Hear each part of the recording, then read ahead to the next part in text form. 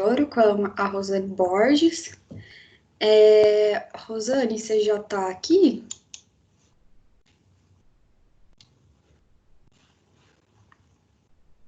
Eu não estou ouvindo. Você não está me ouvindo? Agora sim. Agora você está me ouvindo? Ai, que bom. Deixa eu me apresentar para você, né? Meu nome é Mariana, eu sou a presidente da Liga de Semiologia e hoje eu vou conduzir aqui a sua palestra. Se alguém tiver alguma dúvida, o pessoal pode mandar por WhatsApp e qualquer coisa no final eu repasso para você, tudo bem? Tudo bem. Ai, que bom. Eu queria agradecer, primeiramente, você ter aceitado o nosso convite para participar. A gente ficou muito feliz. Vai ser tipo, o fechamento mais incrível aqui do nosso simpósio, que a gente fala aqui que vai ser fechar com chave de ouro. Muito obrigada. Eu que agradeço o convite, né?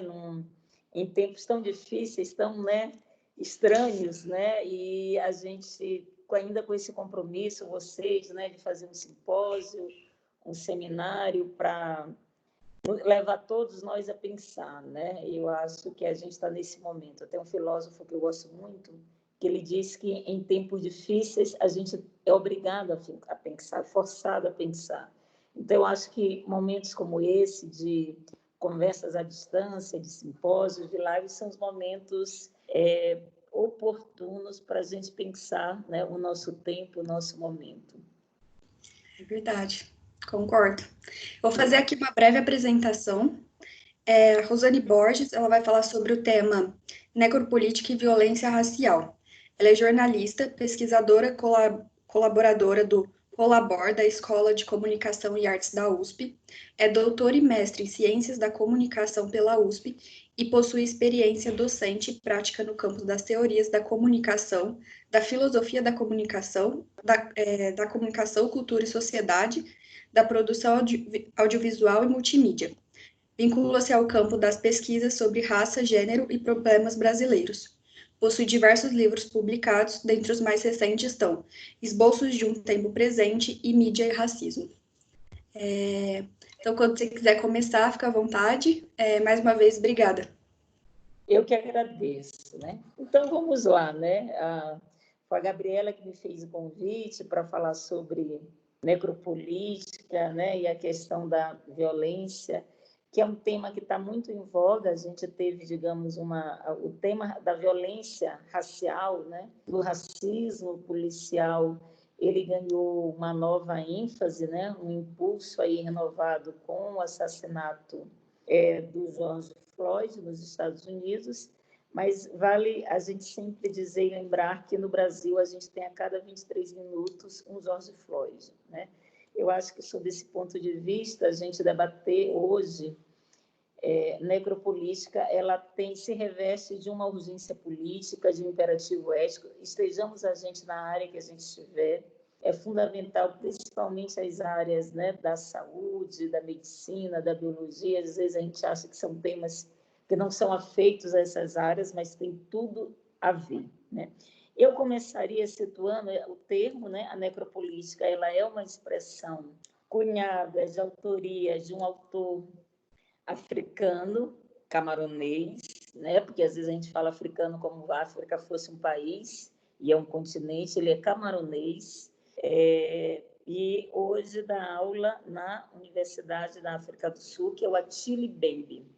Ele tem um livro com esse nome chamado Necropolítica, e o Atili Bembe ele cunhou essa expressão muito em diálogo com Foucault. Ele deriva a necropolítica, uma derivada de uma expressão do Foucault, que é a biopolítica. A biopolítica é um termo mais, digamos, conhecido, mais popularizado, que o Foucault ele é um filósofo muito preocupado com as configurações de poder de cada época. E ele vai pensar uma configuração do Estado moderno, né, da ascensão do Estado-nação, a partir do que ele chama de nascimento da biopolítica. Porque para o Foucault, antes, né, da ascensão do Estado moderno, o que a gente tinha? Ele vai se voltar muito para a época do medievo, ele vai pensar, discutir a questão da morte e da vida. Então, ele vai dizer que para o soberano, né, nos estados medievais, o que se tinha? O soberano ele legislava sobre a morte. Então, a política do Estado era uma política que pensava a morte, ele cuidava da morte. Então, havia as decisões das mortes, as mortes eram executadas publicamente, as pessoas iam assistir as execuções, né? Havia os enforcamentos, eram públicos, então havia todo, digamos, um aparato legal que o governante ele se ocupava em legislar e em gerenciar a morte da população, quem morria, né? E o que o Foucault vai dizer que na ascensão do Estado moderno, o governante ele não é mais papel dele legislar e cuidar da morte. É papel do governante cuidar da vida de todo mundo. E o que ele vai dizer? Que se o soberano, né, o rei, ele cuidava da morte, esse mesmo soberano, ele deixava viver. Então, era esse o parâmetro. Com a ascensão do Estado moderno, o que vai acontecer? Os governantes, os estados, eles vão cuidar da vida de todo mundo, dos cidadãos, e vão deixar morrer, ao contrário do que acontecia nos estados medievais. E aí, para o Foucault, ele vai dizer o seguinte: a política, a biopolítica, ela ingressa numa perspectiva positiva, daí surgem os controles de população, a contagem de população, a demografia, porque interessava, era papel do Estado cuidar da vida de todo mundo, né? Institutos de saúde, e ele deixava morrer. O que Foucault vai dizer? Mas quem que ele deixa morrer? Os indesejáveis para o capitalismo, que era um momento também que o capitalismo ele se reorganizava e precisava de corpos dóceis para que a máquina capitalista funcionasse. E aí ele vai dizer que essa regulação capitalista se dá pela via da biopolítica. Cuida da vida de todos, disciplina esses corpos, eles viram corpos dóceis, disciplinados pelas escolas, pela família, pelas instituições reguladoras, e quem ficar fora, quem não entra nessa regulação, a gente deixa morrer. Os loucos, os racialmente não hegemônicos, né? Ou seja, negros, enfim, todos os considerados não produtivos nessa lógica positiva do capitalismo. E esse termo, ele vigora, ele tem uma força muito, muito expressiva no século XX, para a gente pensar as relações de poder a partir dessa biopolítica, né? Mas o Attila Mbembe e a Sueli Carneiro, porque a Sueli Carneiro, que é uma ativista brasileira, feminista, de Gueledés, eles vão retomar, vão expandir esse conceito de Foucault. O Attila Mbembe faz a pergunta, mas será até que ponto esse conceito da biopolítica, da política como essa que cuida da vida e deixa morrer, ela tem a sua força prática e política no dia de hoje? O que o Attila Mbembe vai dizer que não. Então, ele expande esse conceito de biopolítica e vai dizer que, na verdade, o que a gente está vivendo hoje é a necropolítica. É o Estado que utiliza a máquina da morte. Ele não é mais um Estado preocupado em fazer com que as pessoas vivam, em cuidar dos seus cidadãos. É um Estado que cada vez mais diz que tem menos direito, é um Estado que busca o enxugamento e é um Estado que adota a guerra da inimizade. Ele estabelece a linha entre nós e os outros, dos amigos e dos inimigos, e isso faz com que esse Estado ele crie um permanente estado de guerra. E quando o Estado ele entra em guerra, ele vai estabelecer quem são os inimigos, né? Daí as mortes das pessoas nas periferias, enfim, tudo isso que a gente está vendo hoje, né, no Brasil e no mundo. Então, essa é a definição do conceito. E aí eu acho que pensar necropolítica e pensar violência hoje é a gente pensar como os racismos no mundo ele vem sendo cada vez mais reatualizados a partir dessa política de morte. Eu vou dar 2 exemplos, né? A gente teve, no mês de abril e maio desse ano, um aumento das operações policiais nas favelas e periferias do Brasil e o aumento de mortes. E essas mortes elas estão cada vez mais diminuindo em termos de faixa etária. Cada vez mais morrem adolescentes, cada vez mais morrem crianças. Esse dado é um dado que surpreendeu muito porque se previa no início da pandemia. E essas operações policiais violentas, homicidas, elas diminuiriam, cessariam, que foi o contrário, aumentou. De tal modo que o STF teve que colocar, né, dizer que estavam proibidas as operações policiais nas periferias. Eu acho que o que isso tem a ver com todos nós nesse momento que a gente está vivendo.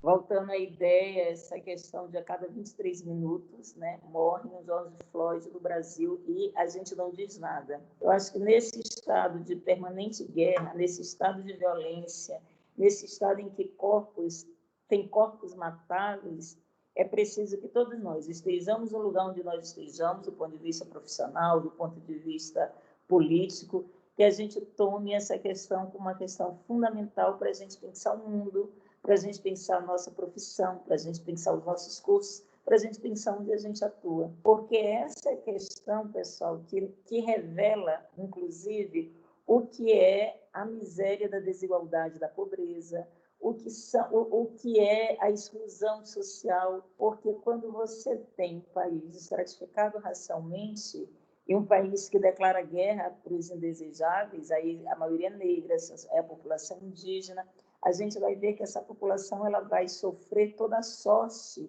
de indiferença, de exclusão, de destituição e até de morte, como a gente está presenciando hoje. Então, eu acho que é preciso, primeiro, que a gente tome essas discussões que se dão no plano teórico, mas mencione como elas se dão na prática. E a gente, infelizmente, o Brasil se tornou um grande laboratório para a gente examinar, avaliar como a necropolítica ela avança cada vez mais. Eu acho que não é preciso a gente apenas voltar para os Estados Unidos. Lógico que o caso de George Floyd é um caso terrível, mas o que eu estou querendo dizer é que nós temos casos aqui que, anteontem mesmo, um jovem na Zona Sul aqui de São Paulo foi barbaramente assassinado ontem, e ninguém disse nada, né? E aí eu acho que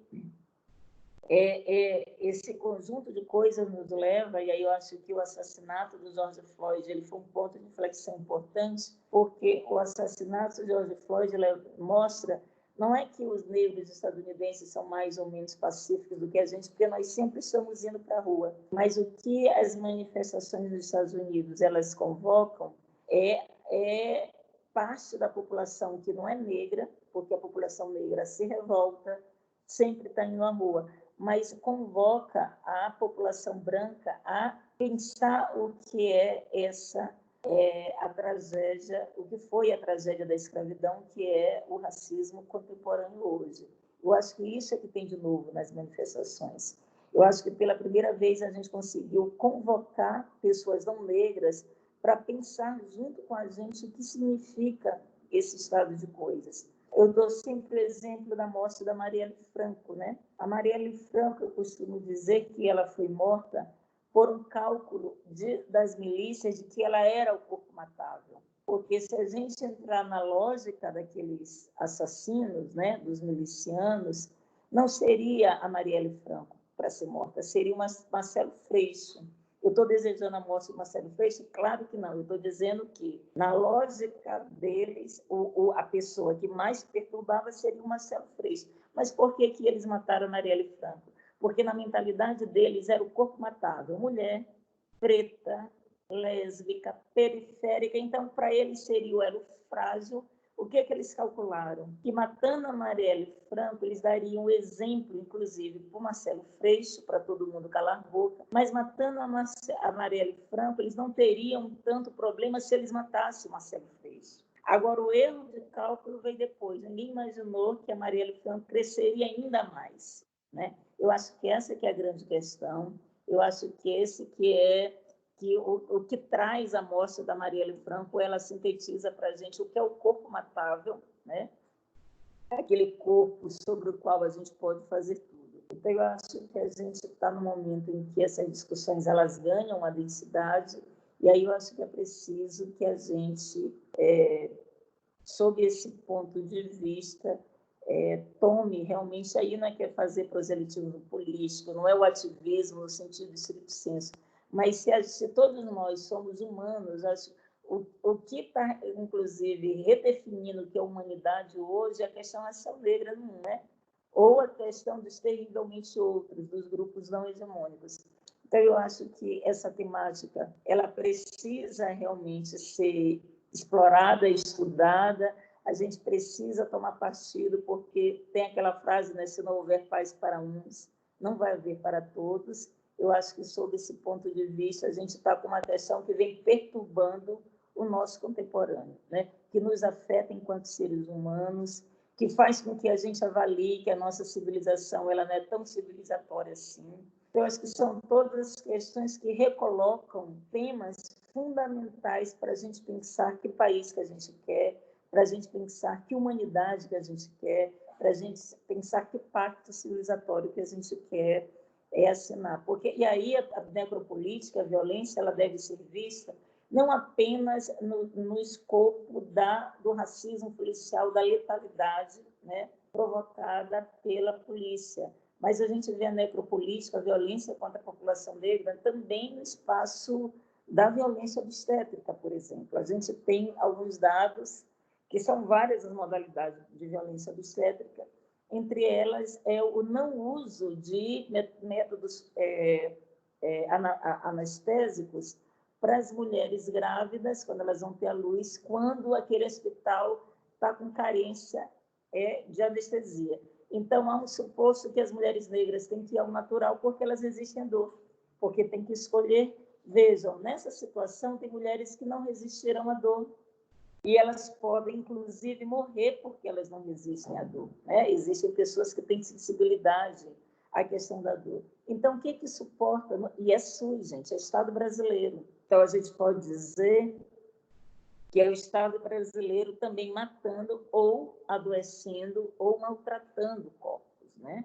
Então, o que a gente tem aí? A necropolítica, sob essa perspectiva, ela se estende a um conjunto de ações estatais, institucionais ou individuais que revelam como a política da morte ela se efetiva para os grupos não hegemônicos, para os racialmente não hegemônicos do mundo, né? Quando a gente vê a questão Israel-Palestina, a gente vê campos ali, campos de que a gente pode até dizer, né, voltar à ideia dos campos, de concentração. Então, a gente tem situações em que os grupos frágeis do mundo, de certa forma, eles são destituídos e são ameaçados sistematicamente da sua própria vida, né? Então, é pensar a necropolítica como essa política que é estatal, que mata e que não mata apenas pela bala da polícia, mas mata pela medicina, pelo serviço de saúde, mata pela educação, pelo racismo epistêmico, pelo epistemicídio, pela morte das nossas culturas, do nosso conhecimento, que não é dado a ver, né? A gente tem uma universidade eurocêntrica, todo o conhecimento, a gente vê eu acho que o primeiro cirurgião do coração, médico que fez a cirurgia, o cardiologista, né? Eu tinha esquecido. É um africano, mas isso pouca gente diz. Então, a gente vai tendo apagamentos da nossa contribuição no mundo, para além do samba, do futebol, da capoeira, nós civilizamos esse mundo. Isso é uma forma também de uma necropolítica. Você mata, você asfixia o conhecimento do outro. A nossa asfixia, eu acho que o tema da respiração hoje ela entrou muito em voga por conta da Covid, né? Todos nós, de certa forma, estamos ameaçados de perder a respiração por conta do vírus. Mas vejam, existem já grupos que já perdem, que já são asfixiados, né? O exemplo do George Floyd é a síntese de como nós, mulheres e homens negros, somos asfixiados, seja pela polícia, seja pelo sistema público de saúde pública, seja pela educação, há uma asfixia universal que nos mata. E aí eu acho que é isso que o Attila Mbembe, que o tema da necropolítica da violência nos traz. Eu acho que eu abriria agora para um diálogo, né, para não ficar apenas falando, e para algumas perguntas, para a gente conversar um pouco mais.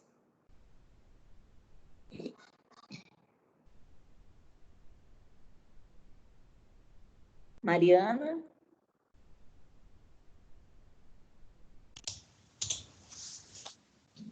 Rosane, olha, por enquanto a gente ainda não recebeu nenhuma pergunta por aqui, mas não sei se alguém quiser abrir o microfone, falar alguma coisa.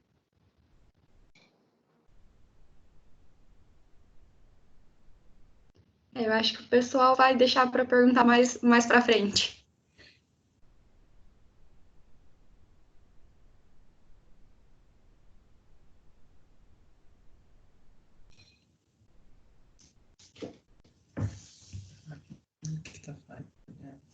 Oi, é a Gabi.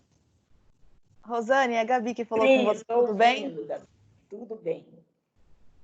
Eu não vou abrir o vídeo não, porque estou meio estragada aqui, mas eu queria fazer uma pergunta. Eu vi que esses dias você fez uma live relacionando a pandemia do coronavírus com toda essa questão da necropolítica e da violência policial. Eu queria saber como que essas coisas se interrelacionam agora, por que essas questões estão muito mais evidentes nesse momento que a gente está vivendo. Ah, tá. Então, eu falei, eu ia falar também da Covid, mas eu falei, se tiverem perguntas, o pessoal vai ficar mais com a Covid. Eu pensei uma fala. Eu acho que, assim, as coisas ganham. A Covid, primeiro, ela é ainda esse estranho, porque não tem vacina, não tem cura, mas eu acho que esses temas, eles ficaram muito sensíveis, Gabi, porque há uma discussão, né, de que do direito universal à respiração. A Covid trouxe isso, de certa forma. A biosfera, que estava sendo asfixiada com as nossas pegadas mortais, ela respira melhor, né, com a gente mais tempo em casa. Isso significa dizer que a nossa relação com a biosfera é uma relação homicida, assassina, né, com a natureza, com os rios, com os mares. Então, eu acho que a questão da Covid levantou a dimensão da respiração em todos os sentidos. A respiração da biosfera, a respiração de cada um de nós. E aí, isso, junto com a Covid, como a morte da população negra não para, e o George Floyd foi morto asfixiado, a dimensão, digamos, de uma doença, ela foi associada também com essa dimensão política do racismo. Então, eu acho que o tema ele ganha uma força muito expressiva. Eu costumo dizer que a respiração deixou de ser tema de quem pratica yoga, de ser tema de quem é da área da saúde, da área médica, e passou a ser um tema político, porque a própria Covid desperta uma dimensão política, né? Porque se, por um lado, no Brasil, né, em vários lugares do mundo, ela começou a ser, ela afetou pessoas de classe média alta, a taxa de letalidade dela acaba sendo maior nas pessoas mais precarizadas. Quem não tem saneamento básico, quem não tem álcool em gel em casa, quem não tem as condições de higiene adequadas. Então, a gente vai vendo que ela, embora todo mundo diga, olha, ela é igualitária, né, a Covid, que o coronavírus pega todo mundo, isso de fato em termos rigorosos, Agora, todo problema de saúde é um problema de saúde pública. Então, a gente vai ver que quando esse problema se alastra, a questão da pobreza e da riqueza acaba sendo um fator muito importante para a gente pensar quem mais vive e quem mais morre, né? Então, eu acho que esse foi um dado que também vem muito presente nas discussões, com a dimensão racial, né? E aí a gente foi vendo que todo esse debate acabou tendo uma força muito grande com a morte da população negra pelas asfixias, né? Entendi, muito obrigada.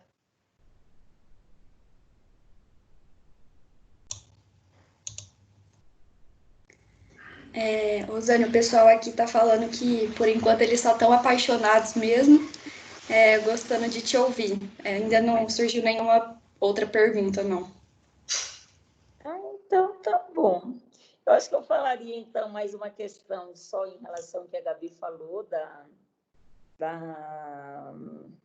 da Covid, desses tempos de respiração, e aí eu já me encaminharia para as minhas considerações finais, né? Vocês estão no último dia de simpósio, eu devo imaginar que também devem estar todos cansados. Puxa aqui o caderno.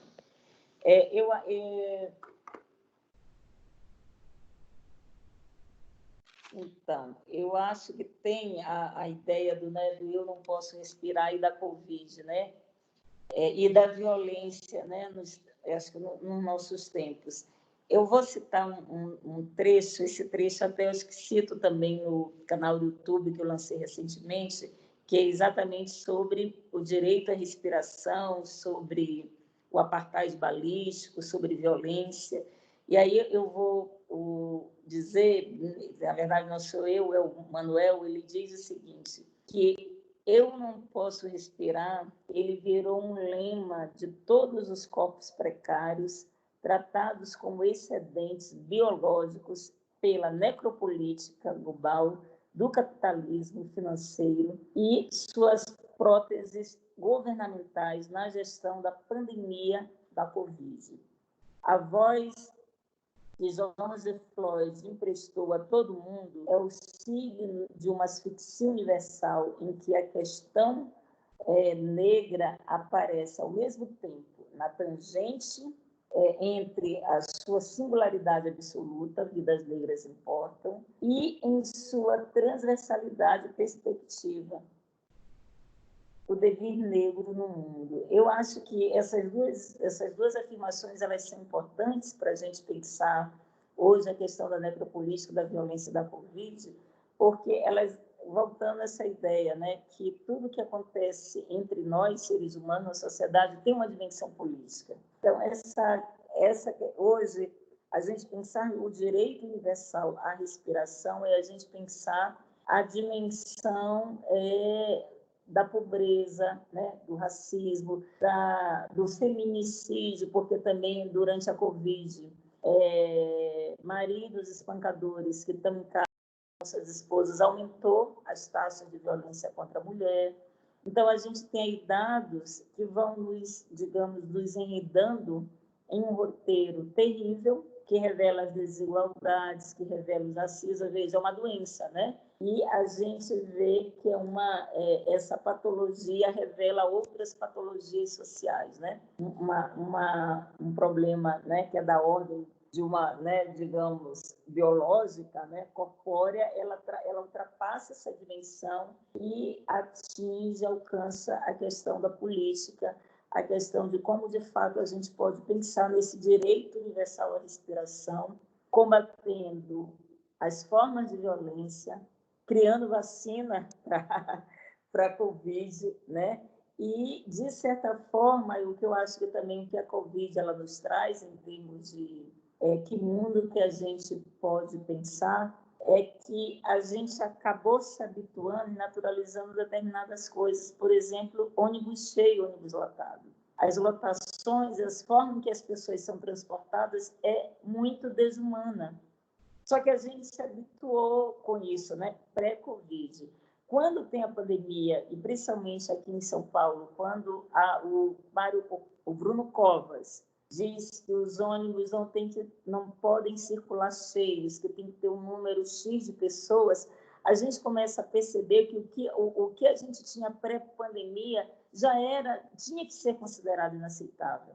Então, eu acho que o momento que a gente está vivendo agora é um momento que também nos leva a questionar e a gente passar um filme na nossa cabeça e dizer, mas como é que a gente aceitou tudo isso? Como é que é possível a gente considerar legal, tranquilo, um país em que pelo menos metade por cento da população não tem saneamento básico? Isso significa dizer, pessoal, que metade da população brasileira vive permanentemente com crianças com problemas de diarreia, vivem com problemas de pele, vivem contraindo doenças, enfim, é dengue, não sei o que, é malária, ou seja, é muita gente. E tudo isso por falta de saneamento básico.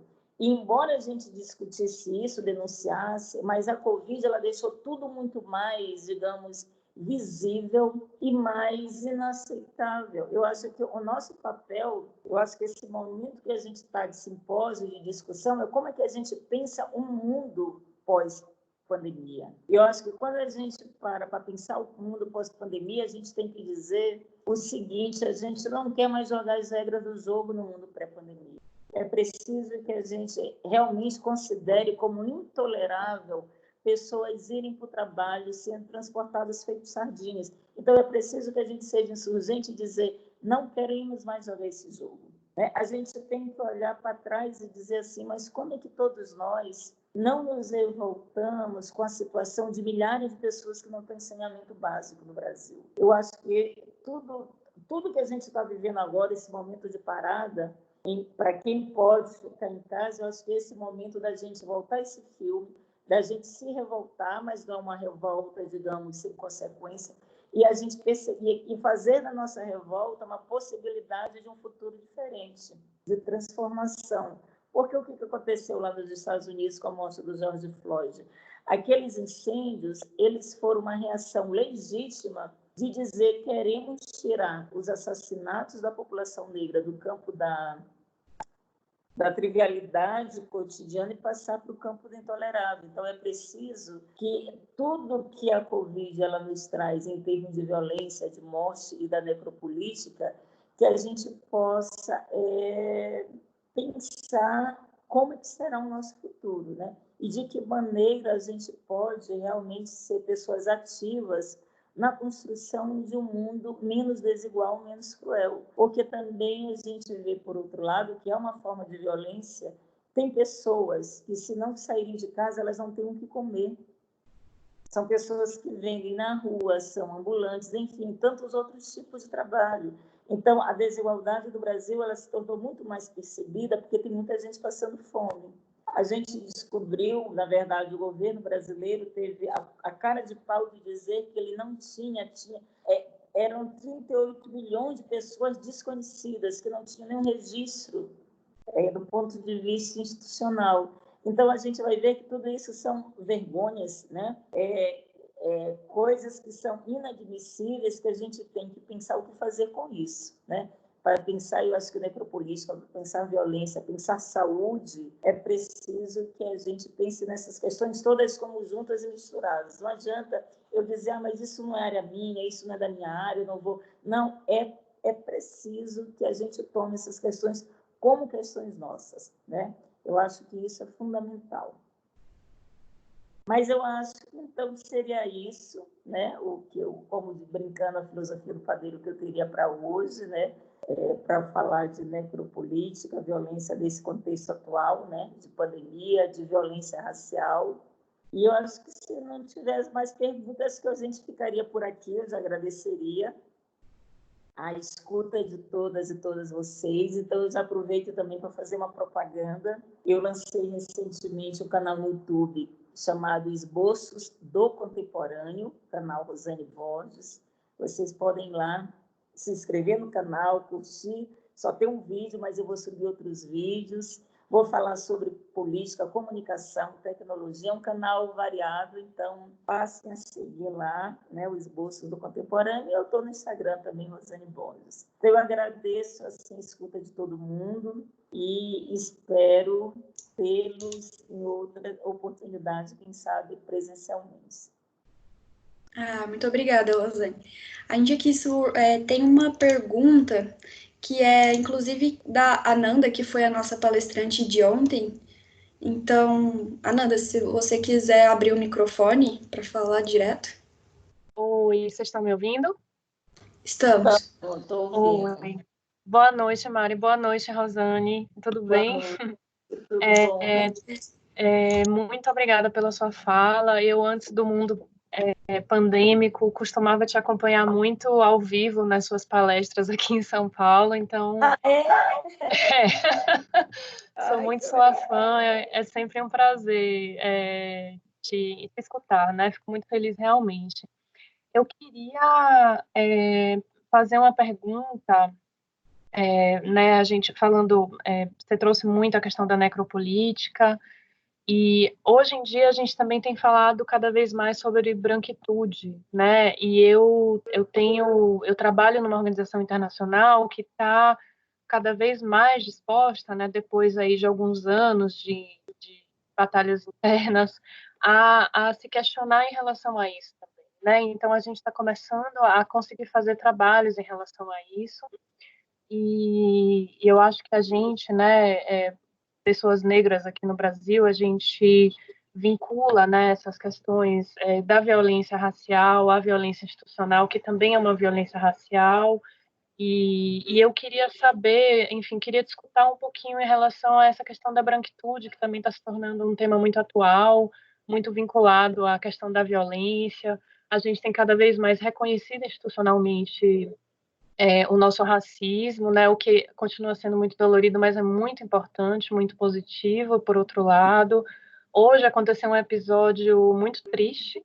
Eu não sei se deu tempo, né, das pessoas que estão aqui com a gente ouvirem, mas é uma linha da empresa Bombril que lançou de Sim, eu vou novo. soltar amanhã uma publicação sobre isso no Instagram. Pois é. E aí eles soltaram agora no meio da tarde uma nota pedindo desculpas, né, institucionalmente, enfim. Essas violências que continuam ainda acontecendo, mesmo no meio de tantos debates, né, de tantos escândalos, né, e de tanta mobilização de cada vez mais pessoas brancas. Hoje eu fiquei muito surpresa com isso, né? Eu fiquei realmente, acordei hoje com essa notícia e queria te ouvir, assim, né, um pouco sobre esses vínculos todos. Enfim, acho que é isso. Não é isso, Ananda. Essa propaganda ela me chamou muita atenção hoje de manhã, porque, veja, mesmo nesse momento que todo mundo está se dizendo antirracista, você tem uma empresa que ela mostrou que ela não se afetou pelo que está acontecendo no mundo. Porque se ela tivesse realmente se afetado, você teria uma empresa que ia dizer, não, vamos repensar, vamos ao momento... Ou seja, parece que eles estão em março, eles desceram agora no planeta Terra e estão fazendo essa propaganda. Eu acho que isso só revela a profundidade do racismo brasileiro. Você toca na branquitude. É fundamental que a gente discuta a questão da branquitude, porque, ao contrário dos Estados Unidos, os brancos brasileiros eles não se veem como privilegiados. Ser branco no mundo é você nascer privilegiado. Aí tem muitos brancos que dizem assim, mas eu sou pobre. Não interessa, mas você é privilegiado, né? O ser branco, pobre, você vai ter problemas do ponto de vista da classe, mas você tem um privilégio do ponto de vista da raça. Porque se você estiver bem vestido e ir num banco, ninguém vai barrar você porque você é pobre. Porque você está bem vestido, você conseguiu, de certa forma, esconder a sua condição de classe. E nós negros, não. Eu posso estar linda e maravilhosa, que eu sempre serei, digamos, perturbada na minha existência, né? Eu subo aqui do prédio onde eu moro, sempre as pessoas acham que eu sou empregada doméstica. Nada contra empregada doméstica. Mas, veja, eu posso estar vestida com harmonia, eles vão me confundir. Então, o privilégio diz respeito a que as pessoas brancas, quando elas não carregam a marca de uma certa classe, elas são privilegiadas, porque elas podem, inclusive, esconder a origem de classe, né? Se estiverem no carro, se estiverem bem vestidas. Então, a possibilidade de você esconder a sua classe e você se afirmar a partir da sua branquitude. E a gente tem tantos outros privilégios, né? Quer dizer, os brancos. E não se reconhecer como grupo racial hegemônico é um problema. Porque nos Estados Unidos eles sabem, né? Eles são privilegiados, é um país que se diz racista, e isso veio agora muito na morte do George Floyd, a discussão, né, sobre o privilégio branco. Tem uma pesquisadora estadunidense, eu estou tentando lembrar o nome dela, que ela diz que o que é o privilégio branco? É uma mochila invisível que todo branco carrega nas costas.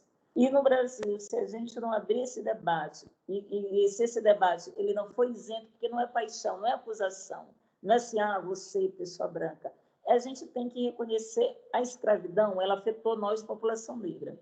E tem muitas pessoas brancas que dizem, é verdade. Mas, gente, se nos afetou também os brancos. A escravidão afetou todo mundo. Só que a nós afetou negativamente, aos brancos afetou positivamente. Todos nós, no Brasil, somos marcados pela escravidão. Porque esse papo só de dizer que a escravidão marcou a população negra é um pouco assim. E os brancos? O que aconteceu com os brancos na escravidão? Foram marcados pelo privilégio, pela condição de não serem coisas, de não serem objetos, pelo patrimônio da cor que se estabeleceu no Brasil. Então, eu acho que é essa dificuldade, Ananda, que a gente tem de enfrentar o problema racial do Brasil de maneira tranquila e de maneira serena. Porque, primeiro, se há racismo no Brasil, isso significa dizer que há racistas. E é preciso que a gente se reconheça no lugar de racistas. E não é no lugar de racista, eu não discrimino negros. É o racismo que fala quando a gente fala. Tem uma pensadora que diz que ao falar nós somos falados. E todos nós devemos vasculhar onde nós guardamos o nosso racismo. A gente pode ter um discurso lindo e maravilhoso, a gente pode não discriminar pessoas negras, mas em algum momento ele vai se revelar. E aí é preciso que a gente vasculhe mesmo, constantemente, cotidianamente, e para a gente ver como é que, numa sociedade que não é estratificada só por classe, mas por raça, por gênero, por orientação sexual, onde é que nós guardamos as nossas formas de discriminar. E aí eu acho que o tema da branquitude ela é fundamental por isso, né? Eu lembro, a gente organizou um evento na ECA, ano retrasado, e teve um evento sobre comunicação e diversidade, aí teve o evento todos os dias, tinha bastante gente, lotou, muitos brancos, e aí num dia que era um tema ligado à diversidade e questão racial, apareceu umas pessoas negras. E o professor amigo meu que estava organizando o evento comigo falou assim, Rô, que legal, né? Hoje vem muitos negros, tem muita gente negra. E aí, claro, eu não perdi a oportunidade para flagrar a branca dele. Eu falei, mas ontem... Aí ele todo dia dizia, poxa, hoje é legal, tem muita gente. Aí eu falei, ô Lu, ontem deu muita gente, hoje é muitos negros. Aí ele falou para mim, só chata, eu estou querendo demonstrar que é legal que as pessoas negras vieram. Mas veja, uma sala cheia de pessoas brancas, para um branco, não são pessoas brancas, são pessoas. Porque involuntariamente as pessoas brancas foram acostumadas a ver o seu conjunto branco como pessoa. Então você entra numa sala de medicina que está cheio de branco, está cheio de gente. Agora, por que é preciso dizer que está cheio de brancos? Para a gente demarcar que ali não tem negros, que ali não tem indígenas, porque se a gente se toma como universal, está tudo ok. Eu não vou me incomodar porque minha sala só teve brancos, percebe? Porque eu naturalizo isso. Desde quando eu nasci, eu só convivo com pessoas brancas. E elas são universal do mundo para mim. Ninguém chega numa sala de medicina da USP, pô, aqui só tem branco, né? Nem branco diz isso, porque ele não se vê como grupo racial hegemônico. Agora, coloque 3 pessoas naquela sala negra, nossa, tem 3 negros. Então, se a gente também não se marcar racialmente, a raça vai ficar só no outro grupo, que é isso que as pessoas brancas fazem conosco. A racialização é com o outro, é com o negro, é com o asiático, é com o indígena. Então, é preciso também que a gente se racialize enquanto grupo hegemônico para a gente saber quem é a gente na fila do pão, porque a gente nunca vai saber quem é a gente da fila do pão quando a gente se toma como um grupo universal. Eu lembro que teve a Fátima Oliveira, que é uma mulher que era uma médica, escritora, uma intelectual muito envolvida, uma mulher negra, e ela, mulher negra de pele clara, ela foi da Rede Feminista de Saúde. Na época do debate das cotas, teve uma discussão, né? Eram médicas, né? Ela e umas 5 médicas, uma mesa 4, 5 médicas repleta. E uma médica branca disse assim para ela, olha, Fátima, a gente concorda que tem que ter cotas, que tem racismo no Brasil, mas eu acho que, às vezes, vocês racializam muito o debate. É preciso desracializar o debate. E a Fátima Oliveira, que é muito inteligente, deu a segunda resposta para ela, eu esqueci o nome da médica. Fulana de tal, quem está querendo desracializar o debate somos nós, população negra. Veja essa mesa, só tem branco. Mais racializado que isso, quando a gente está dizendo que tem que ter cotas, a gente tem que estar dizendo que tem que ter outras cores. Tem que ter negro e tem que ter indígena. Quem está desracializando é a gente. A gente não está racializando o debate, porque o debate já está racializado. Uma instituição só com pessoas brancas quer mais racialização que isso. Só que não é racialização com as pessoas brancas, aquilo é normal. A gente tem que dizer que um grupo hegemônico que não tensiona a sua hegemonia em todo lugar é a racialização suprema, gente. Então, não venham devolver, né, como a gente diz, a branquitude não pode devolver para a gente o problema que é dela. Ela racializou esse país, ela racializou o poder, ela racializou a riqueza, e aí quando a gente diz tem que desracializar, aí quem está racializando o debate é a população negra. Então, para a gente ver o nível de esquizofrenia que é o racismo brasileiro, né? Da branquitude enquanto ideologia. Ela racializou tudo, ela racializou a televisão, né? Só tinha pessoas brancas.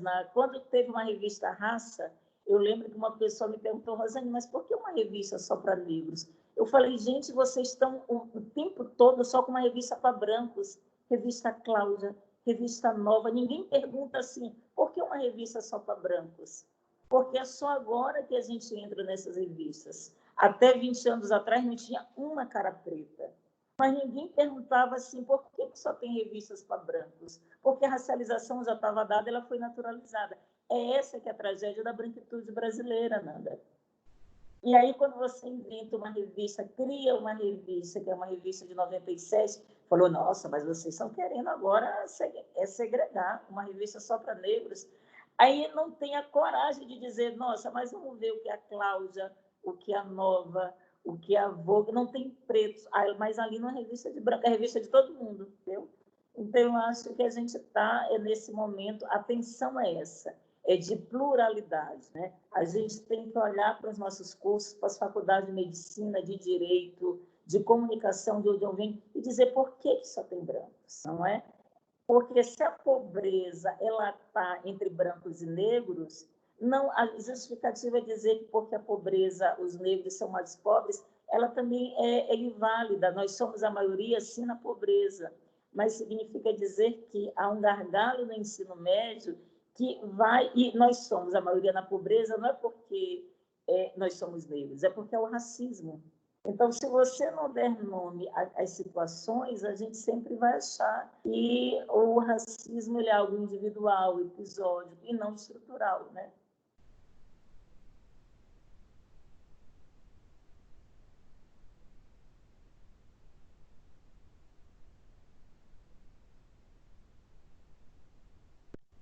Desculpa, eu acho que eu fiz uma besteira. Era para clicar no microfone, eu cliquei na compartilhamento da tela. Será que foram embora e me deixaram sozinha na tela? Não, fui eu. Rosane, muito obrigada. E isso que você falou de nomear é tão fundamental, né? E ao mesmo tempo tão simples, porque é isso. Se a gente não nomeia, a gente não reconhece. Se a gente não fala, a gente não escuta falar, né? Então, falar essas palavras, né, é extremamente fundamental para a gente continuar com o debate que está muito só de um lado, né? Está muito concentrado de um lado só. E é isso. Branquitude é racializar também. Exatamente. É preciso que ela discuta o racismo a partir do lugar dela, né? Sim. Que é um lugar de privilégio, de fato. Muito obrigada mesmo. Eu que agradeço, querida. Então, Mariana, vamos ficando por aqui, né? Já que... Legal. A gente tirou algumas perguntas, se eu puder ler para você, tudo bem? Tá bom, não, tudo bem. Eu não sei que horas são, eu teria que ficar com vocês até as 9. Ah, tá. Agora é 8h24. Tá. Tudo bem? Um pouquinho antes das 9, porque o meu compromisso começa às 9, tá? Tá bom, certinho. A gente recebeu uma pergunta. Posso falar sobre racismo sem tirar o lugar de fala e protagonismo de quem vive na pele essa discriminação? Se pode falar... como a pessoa branca pode falar sobre o racismo sem tirar o lugar de fala e protagonismo de quem vive na pele essa discriminação. Eu vou pedir desculpa para a pessoa, que eu posso até parecer grosseira, mas eu não estou sendo a intenção grosseira. Esse negócio do lugar de fala, sob essa perspectiva, gente, é uma besteira, me desculpem. O lugar de fala é um termo importante, mas da forma que a gente está compreendendo que é lugar de fala, não tem lugar de fala, todo mundo tem. É por isso que eu falei, eu vou parecer ser grosseira, mas não é grosseria para dizer assim, você tem lugar de fala. Qual o seu lugar de fala? De pessoa branca que mora em determinado lugar, que vive determinados costumes. Todo mundo tem lugar de fala. E o que é o lugar de fala? É o lugar de onde eu vejo o mundo, né? Eu mostrei um pouco assim, eu estou sendo meio enfática, porque eu de fato estou meio de saco cheio com as perturbações, as distorções que a gente está fazendo no lugar de fala. Eu não estou dizendo você, né? Mas é muita distorção. Porque se o que é o lugar de fala? Significa dizer que de onde eu falo, a minha fala é determinada do lugar de onde eu vejo o mundo. Pronto. Então, todo mundo tem lugar de fala. E todo mundo tem que falar sobre o racismo. A Nanda acabou de dizer isso. Então, se você é uma pessoa branca, você tem que falar. Você não pode representar uma pessoa negra. Você não pode querer representar a população negra, que é o que muitos brancos tiveram a cara de pau de fazer na televisão, na novela, na dramaturgia e na vida real. Agora, todo mundo tem responsabilidade sobre a questão racial. Se todo mundo tem responsabilidade, se você é uma pessoa que vive no mundo e você tem voz, você tem lugar de fala. E é do seu lugar de fala que você deve falar sobre a questão racial, né? Porque a gente vem hoje... Essa coisa, um certo prisma do lugar de fala é fascista. Você não pode falar porque você não vive, você tem que falar. Você vive, sim, você não vive como vítima, você vive como privilegiado, não é? Porque quando você acha que um problema só pode ser falado por quem sofre o problema, aí eu, mulher negra hétero, não vou falar sobre as pessoas trans. Isso é covardia. É você subscrever, eu tenho que falar sobre as pessoas trans. O que eu não vou é representá-las. A minha responsabilidade é falar também sobre o problema indígena no país. O que eu não posso é representar uma pessoa indígena. Porque se eu não falo dessas coisas, eu estou sendo conivente, eu estou subscrevendo o racismo, não é?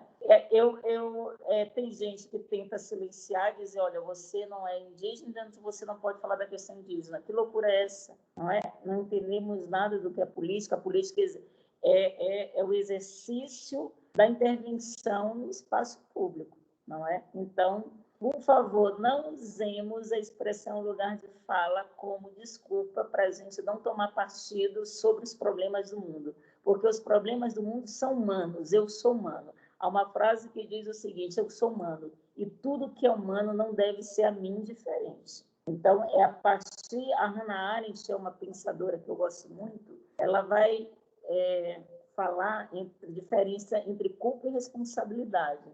Nem todos os brancos são culpados pelo racismo, mas todos são responsáveis.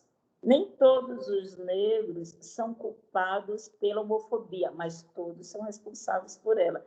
Todos nós somos responsáveis pelo racismo, todos nós somos responsáveis pela homofobia, todos nós somos responsáveis pela transfobia, todos nós somos responsáveis pela pobreza. Agora, nem todos temos culpa, né? Responsabilidade é uma coisa, culpa é outra, para a gente não confundir, né? Então, eu acho, aí eu terminaria de maneira mais fofa, eu comecei assim de maneira meio dura, só um pouco para dizer, não tentem, não caio nessa armadilha no lugar de fala. O lugar de fala é a maior armadilha para a gente, quer dizer, e o lugar de fala sobre esse viés, porque o lugar de fala também não diz isso, viu? É um lugar de fala aí sendo propagado de maneira enviesada, né? Porque o conceito, pelo contrário, ele provoca todos nós a falar, né? Então, é fundamental que todos nós falemos. Sobretudo, Rosane. Se a gente olhar uma pessoa trans na rua sendo agredida, a gente tem que dizer, a gente tem que defender, não é dizer, eu não sei o que ela vive. Não é preciso a gente... Porque para eu falar do mendigo, eu vou ter que dormir na rua uma semana para saber o que o mendigo passa? Não. Eu tenho que defender e dizer que aquilo ali é indigência. Não é preciso eu dormir na rua. Não é preciso, porque senão isso causa uma situação de inércia e aí sim, né, de irresponsabilidade. Né? É o silêncio. O silêncio é uma das piores coisas que tem. Então, fale do seu lugar. Você tem fala e você tem lugar. Então, fale do seu lugar. Rosane? Sim. Oi, tá me ouvindo? É porque eu tô com fone aqui, eu nunca sei. Tá me ouvindo? Tô. Oi, não, era só para dizer que a pergunta foi minha e fica tranquila que não me senti nem um pouco ofendida, não foi de nenhuma forma grosseira, mas é uma coisa que a gente ouve muito dizer, tipo, não, mas o que você está defendendo? Você nem sabe, né? Mas Não, sua fala foi perfeita. Eu já ouvi Não. pessoas falando isso é tolice. Não, você tem que defender, sim. E defender tanto a vítima e falar também do seu lugar, de pessoa não negra, né? Então, é responsabilidade. Perfeito, muito obrigada. Eu tinha até colocado uma outra questão lá, acho que a Mari fazer, mas vou aproveitar o ensejo e já fazer, né? Eu não consegui acompanhar o comecinho, mas espero não estar sendo repetitiva, mas como que você, do seu ponto de vista, explica, por exemplo, a nossa extrema sensibilização com o caso Floyd, né? A gente sobe hashtag, fala sobre, sendo que a gente tem tão explícita violências policiais específicas, raciais, tão ou mais cruéis no Brasil, e a comoção ela não é igual, a comoção ela, na verdade, não sei nem se existe, né? Fica meio apagado o nosso papel. O que você acha disso? Assim, qual que é o seu posicionamento? Sim, eu acho que assim, a branquitude brasileira, voltando ao tema da branquitude, ela é muito mais fácil ela subir a hashtag do George Floyd, porque é algo distante, né? Então você sensibiliza com algo que não tem a ver muito com você. Mas aqui, a cada 23 minutos, eu comecei minha fala dizendo isso, a cada 23 minutos a gente tem um George Floyd. Os 111 tiros de Costa Barros, gente, para mim é uma das piores tragédias da humanidade. Você tem 111 tiros de fuzil em meninos no Rio de Janeiro e ninguém vai para a rua. A gente não incendeia, ninguém vai. Nós fomos sozinhos, a população negra. Então, eu acho que o que o George Floyd revela para a gente é o quão nós somos racistas no Brasil, porque a gente tem episódios terríveis que a gente não se solidariza com a população negra. Aí é preciso uma campanha em rede social, hashtag daqui, dali, para todo mundo, né? Mas o nosso, sabe, o vizinho não em termos de bairro, mas o vizinho territorial, a gente não está nem aí, a gente só sai, né? Então, eu acho que isso revela o quanto nós somos racistas. Perfeito. Muito obrigada.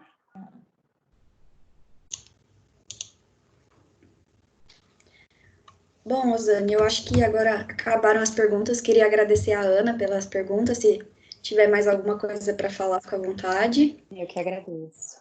Obrigada, Ana, pelas perguntas. Também pelas perguntas.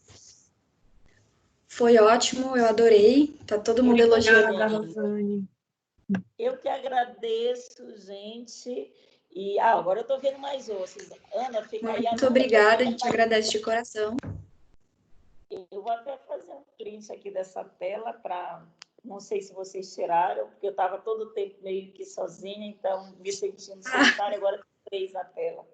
A Nanda, que não quer aparecer, a Nanda AK, é a Nanda, né? Sou eu. Então, pode fazer um print. Ah, Nanda, eu te conheço mesmo. Agora eu sei. Agora eu posso, porque só o nome assim agora. A gente se viu, acho que a última vez que você viu, que eu tive a oportunidade de falar com você foi no teatro, no Tucarena, naquele simpósio sobre Rosa Luxemburgo, que deve ter uns 2 anos já tem um bom tempo. Mas eu tenho ido ver você em outros lugares, enfim, nos Sescs da vida. Legal. Legal, legal. Eu vou dar Muito obrigada. Eu estou tentando ver se minha mão aparece. A da Ana, que o rosto dela está cortando. Eu acho que sua câmera está... Agora melhorou. Para mim está cortando também. Ai, agora eu não sei como... Pronto. Eu não sei o que aconteceu, gente. Não sei se foi. Eu acho que foi. Não sei se chega para as meninas aí o print depois. Eu acho Mas que deve chegar em algum eu acho lugar. que foi. É que pelo computador eu não consigo ver todo mundo. Quando eu tiro print, aparece o R. Eu não sei se minha imagem some, eu não sei. Eu acho que você vai aparecer, mas na hora que tira, some, né?